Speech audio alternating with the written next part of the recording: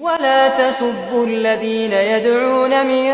دون الله فيسبوا الله عدوا بغير علم كذلك زينا لكل أمة عملهم ثم إلى ربهم مرجعهم فينبئهم بما كانوا يعملون وأقسموا بالله جهد أيمانهم لئن جاءتهم آية ليؤمنن بها قل إنما الآيات عند الله وما يشعركم أنها